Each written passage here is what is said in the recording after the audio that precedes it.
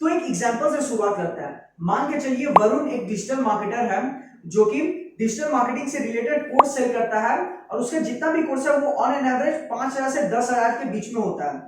उसी में से वरुण का एक बहुत ही प्रीमियम कोर्स है एसईओ का, जिसका प्राइस पॉइंट 5,000 रुपए है और वरुण को उस कोर्स को बनाने की कॉस्टिंग 2,000 रुपए पड़ी। साथ ही में वरुण उस कोर्स को बेचने के लिए सोशल मीडिया मार्केटिंग का इस्तेमाल करता है और वो एक कोर्स को बेचने के लिए लगभग सोशल मीडिया पे 5,000 रुपए खर्च करता है। एक सेकेंड, 5,000 रुपए का कोर्स, 2,000 की कॉस्टिंग और 5,000 रुपए का सोशल मीडिया मार्केटिंग, यानी वरुण को तो 2,000 रुपए का डायरेक्ट लॉस हो रहा है। ये कैसा डिजिटल मार्केटर है जिसे इतनी छोटी सी कैलकुलेशन नहीं आती। बेटा तुमसे ना हो पाएगा, हमें तुम्हारे लक्षण बिल्कुल ठीक नहीं लग रहा है, तुमसे ना हो पाएगा। रुको रुको, वरुण थोड़ा सा स्मार्ट है, उसे एक बहुत ही गजब का ग्रोथ हैकिंग टेक्निक पता है जिसे कहता है कस्टमर लाइफ टाइम वैल्यू। और ये सिर्फ वरुण ही नहीं, लगभग कई बड़ी बड़ी स्टार्टअप जैसे स्विगी, जोमैटो, बायजूस और अन्य बहुत सारी स्टार्टअप इस कॉन्सेप्ट का इस्तेमाल करती है। और ये सारी कंपनीज बहुत ही ज्यादा कॉस्ट में एक कस्टमर को अक्वायर करती है, ये अज्यूम करके कि आगे जाके वही कस्टमर उनसे रीपरचेस कर करके वो उनकी प्रॉफिटेबिलिटी को बढ़ा देगा। इसी कॉन्सेप्ट पे पूरा ये कस्टमर लाइफ टाइम वैल्यू है। और इस वीडियो में मैं आपको पूरा बताऊंगा कि कस्टमर लाइफ टाइम वैल्यू होता क्या है, कैसे कैलकुलेट किया जाता है, क्या इंपॉर्टेंट चीजें हैं जो कस्टमर लाइफ टाइम वैल्यू में आपको ध्यान रखनी चाहिए और इसे कैसे बढ़ाया जाए। मेरा नाम है पंकज और शुरू करता है कस्टमर लाइफ टाइम वैल्यू की ये शानदार वीडियो। तो अगर हम लोग बात करें कि कस्टमर लाइफ टाइम वैल्यू होता क्या है, तो अगर इसका हम लोग डेफिनेशन लेकर चले तो the customer life time value is a measure of the average customers profit generated over the entire relationship with the company. In simple words, एक कस्टमर से आप ऑन एन एवरेज कितना का प्रॉफिट जनरेट कर पाते हो तब तक जब तक वो आपका कस्टमर बना रहता है। तो मान के चलिए आपका एक कस्टमर है जो आपसे हर महीने 2,000 रुपए का सामान खरीदता है और वो लगभग आपसे 20 महीने तक खरीदता रहता है, तो आपका टोटल रेवेन्यू कितना होगा? 2,000 इंटू 20 यानी 40,000 रुपए।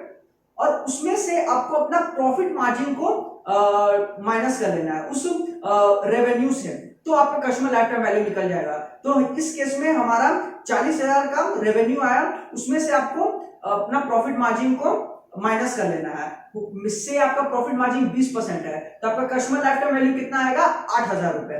तो इसी को हम लोग कहते हैं कस्टमर लाइफ टाइम वैल्यू। ये तो मैंने आपको सिंपल में समझा दिया कि कस्टमर लाइफ टाइम वैल्यू होता क्या और कैसे कैलकुलेट किया जाता है। लेकिन बड़ी बड़ी कंपनीज कैसे कैलकुलेट करती है? उनके तो एक कस्टमर नहीं, उनके तो लाखों कस्टमर है, हजारों कस्टमर है, तो वो लोग कैसे कैलकुलेट करते हैं? तो इसके लिए वो लोग कुछ इंपॉर्टेंट मेट्रिक्स रखते हैं। हम जब भी कस्टमर लाइफ टाइम वैल्यू को कैलकुलेट करेंगे तो 4 इंपॉर्टेंट मेट्रिक्स हमें लगेंगे। तो सबसे पहला है एवरेज ऑर्डर वैल्यू। इसे आप एवरेज सेल वैल्यू या एवरेज परचेस वैल्यू भी बोल सकते हो, यानी आपने ऑन एन एवरेज कस्टमर से कितना परचेस करवाया, ये होता है एवरेज ऑर्डर वैल्यू।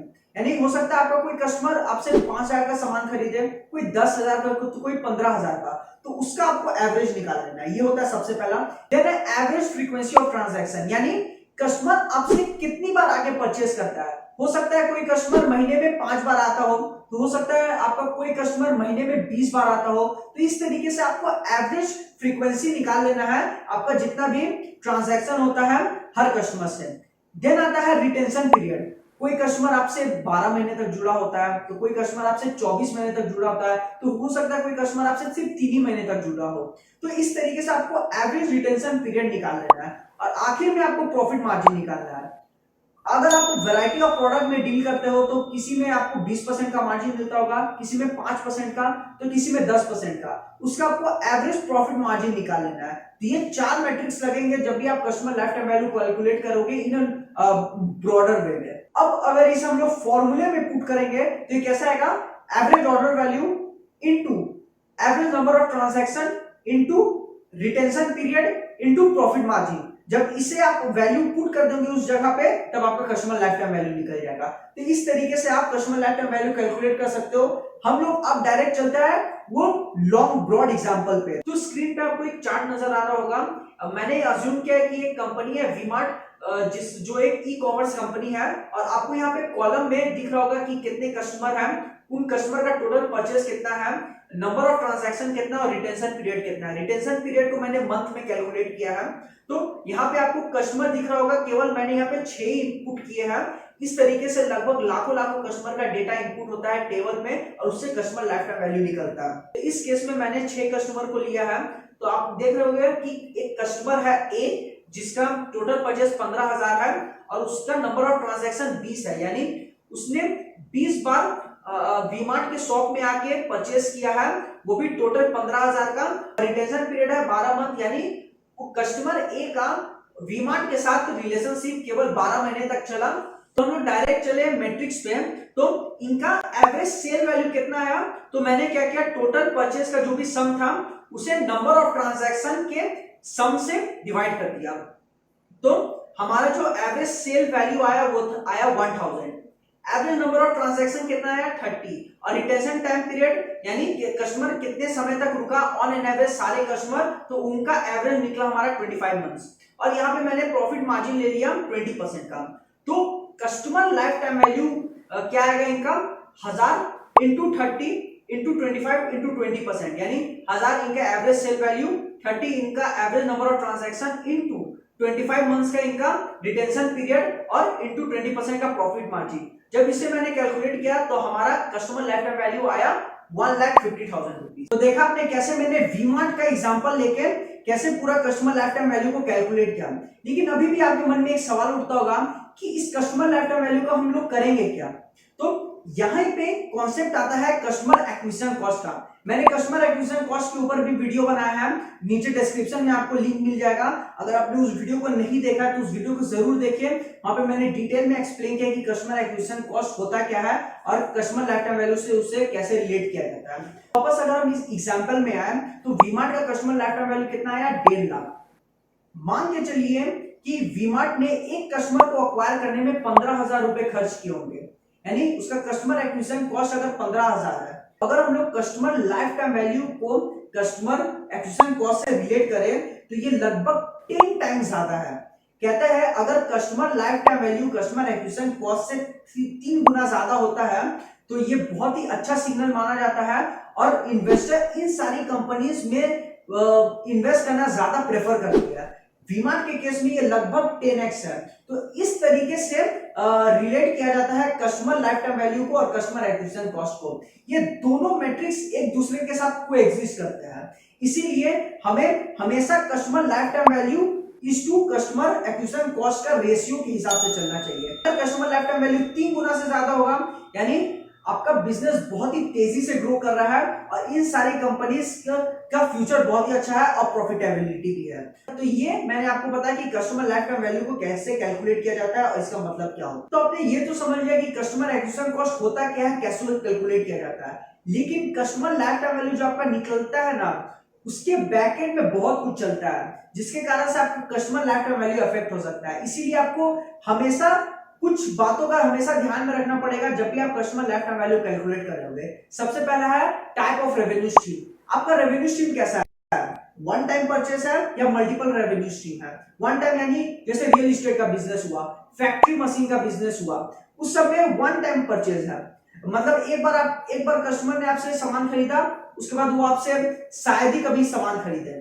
देन आता है रिकरिंग रेवेन्यू स्ट्रीम यानी मल्टीपल रेवेन्यू स्ट्रीम, जैसे सब्सक्रिप्शन मॉडल हुआ, नेटफ्लिक्स हुआ, अमेजॉन प्राइम हुआ या आप ई कॉमर्स कंपनी का बोल सकते हो, उनका रिकरिंग रेवेन्यू स्ट्रीम है। तो आपको हमेशा ये ध्यान में रखना आपका रेवेन्यू स्ट्रीम कैसा है। अगर आपका वन टाइम रेवेन्यू स्ट्रीम है तो आपका कस्टमर एक्विजिशन कॉस्ट जितना ज्यादा कम होगा उतना ज्यादा बढ़िया। ये अगर मल्टीपल रेवेन्यू स्ट्रीम है तो आप कैसे भी रीपरचेस करके आप अपना कस्टमर लाइफ टाइम वैल्यू को बढ़ाता है। ग्रॉस मार्जिन, आपका कस्टमर लाइफ टाइम वैल्यू आपके ग्रॉस मार्जिन से ही कैलकुलेट होता है, इसीलिए आपको हमेशा ये ध्यान में रखना है कि आपका ग्रॉस मार्जिन कितना है। आपको अपना ग्रॉस मार्जिन को हमेशा कंट्रोल में करके रखना है। मान के चलिए आपको कोई प्रोडक्ट है जिसे आप 100 रुपए में सेल करते हो और उसकी कॉस्टिंग ही 80 रुपए है और आपने कस्टमर एक्विजिशन कॉस्ट में 30 रुपए खर्च कर दिए, तो आपको ओवरऑल 10 रुपए का लॉस हो रहा है। इसीलिए आपको हमेशा ग्रॉस मार्जिन को मेंटेन करके रखना है और उस हिसाब से आपको अपना कस्टमर एक्विजिशन कॉस्ट रखना है। यानी आपको कॉस्टिंग पे भी ध्यान रखना है, ग्रॉस मार्जिन पे भी ध्यान रखना है और आपको अपना कस्टमर एक्विजिशन कॉस्ट पे भी ध्यान रखना है, तब जाके आपका customer life time value maintain रहेगा। है रिटेंशन रेट, यानी आप कितने कस्टमर को रिटेन करके रख पाते हो, इस पे भी आपका customer life time value depend करता है। अगर आपके साथ कस्टमर ज्यादा समय तक रुक रहा है यानी वो ज्यादा समय तक आपसे खरीदी कर रहा है तो आपका कस्टमर लाइफ टाइम वैल्यू ज्यादा होगा। यही अगर आपका कस्टमर रिटेंशन रेट कम है तो वो आपसे कम माल खरीदेगा यानी आपका कस्टमर लाइफ टाइम वैल्यू कम होगा। चौथा है चर्न रेट, यानी एक समय पर एक पर्टिकुलर टाइम पीरियड में आपसे कितने कस्टमर आपसे माल खरीदना बंद कर दिए यानी आपसे सामान खरीदना बंद कर दिए, वो होता है चर्न रेट। मान के चलिए 100 कस्टमर थे और उसमें से 10 कस्टमर आपके ऐसे थे जो आपसे कभी सामान नहीं खरीदे, तो आपका चर्न रेट होगा 10% का। तो जितना ज्यादा चर्न रेट कम होगा आपका उतना ज्यादा कस्टमर लाइफ टाइम वैल्यू होगा। तो रीपर्चेज रेट और चर्न रेट एक साथ कोएग्जिस्ट करता है। रिटेंशन रेट जितना ज्यादा होगा उतना ज्यादा आपको कस्टमर लाइफ टाइम वैल्यू ज्यादा होगा, जितना चर्न रेट कम होगा उतना आपका कस्टमर लाइफ टाइम वैल्यू ज्यादा होगा।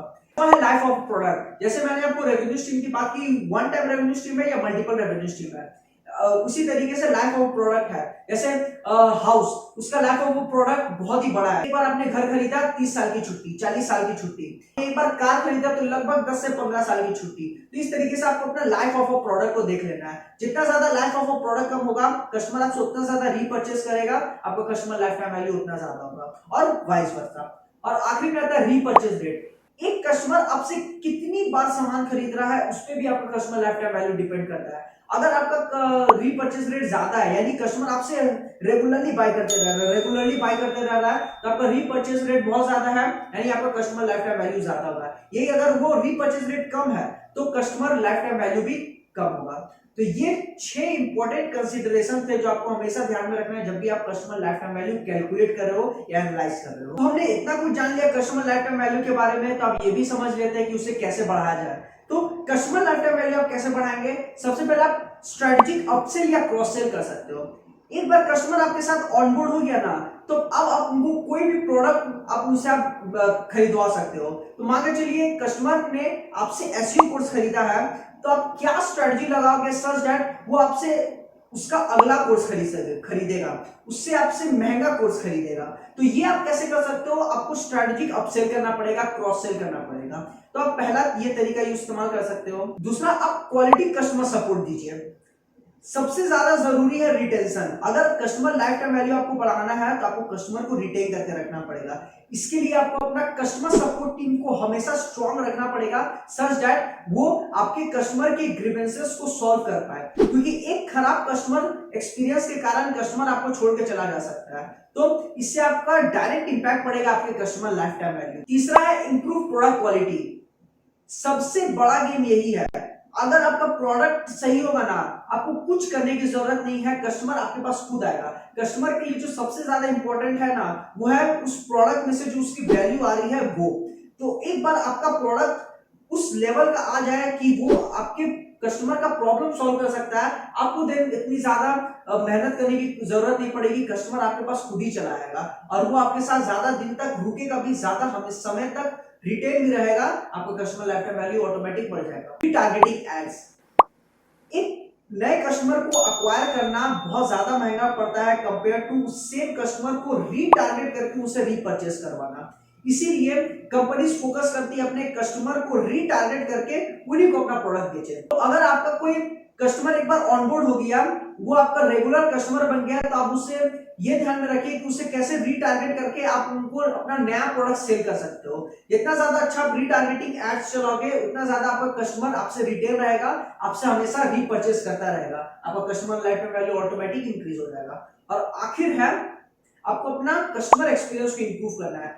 गेम कस्टमर एक्सपीरियंस का भी बहुत ज्यादा इंपॉर्टेंट रोल प्ले करता है, क्योंकि एक बार कस्टमर एक्सपीरियंस अच्छा हो गया ना तो कस्टमर आपको छोड़ के जाएगा नहीं, तो आपका कस्टमर हमेशा रिटेल रहेगा। इसके लिए आपको अपना कस्टमर टच पॉइंट इंप्रूव करके रखना होगा, अपना कस्टमर सपोर्ट को इंप्रूव करके रखना पड़ेगा, आपको अपना प्रोडक्ट की क्वालिटी को हमेशा चेक करते रहना पड़ेगा, इंप्रूव करते रहना पड़ेगा सच दैट वो आपसे रिटेल रह पाए। तो इस तरीके से आप अपना कस्टमर लाइफ टाइम वैल्यू को भी बढ़ा सकते हो। फाइनली अब आपको समझ में आ गया होगा कि वरुण क्यों 5,000 कोर्स को बेचने के लिए 7,000 रुपए खर्च कर रहा है।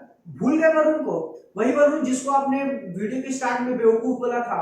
जी हाँ, इसी तरीके से लगभग सारी स्टार्टअप्स, चाहे वो स्विगी हो, जोमैटो हो, बायजूस हो, जितना भी आप स्टार्टअप के नाम ले लो, वो सारी कंपनीज यही कर रही है। महंगे में कस्टमर को ऑनबोर्ड कर रही है और उस कस्टमर को अपने साथ रिटेन करके उससे बार बार रीपर्चेस करा के अपना कस्टमर लाइफ टाइम वैल्यू बढ़ाती है। तो यही पूरा गेम है कि स्टार्टअप अपने कस्टमर को हाई कॉस्ट में अक्वायर करके उनकी कस्टमर लाइफ टाइम वैल्यू बढ़ा के अपनी प्रॉफिटेबिलिटी को बढ़ाते हैं। इसी तरीके से रिलेटेड अगर आपको और भी स्टार्टअप के कॉन्सेप्ट जानने हैं तो आप मेरे प्लेलिस्ट को फॉलो कर सकते हैं, फंडामेंटल ऑफ बिजनेस, जहां पे मैं डिफरेंट स्टार्टअप कॉन्सेप्ट्स के बारे में समझाता हूं। अगर आपको इस वीडियो से वैल्यू मिली हो तो जरूर इस वीडियो को लाइक कीजिए, इस वीडियो को शेयर कीजिए, चैनल को सब्सक्राइब कीजिए और हमारे सारे सोशल मीडिया हैंडल्स को फॉलो कर लीजिए, जहां पे मैं डिफरेंट बिजनेस कंटेंट रेगुलरली वहां पे पोस्ट करता रहता हूं। तब तक के लिए मिलते हैं हम लोग अगले वीडियो में। जय हिंद।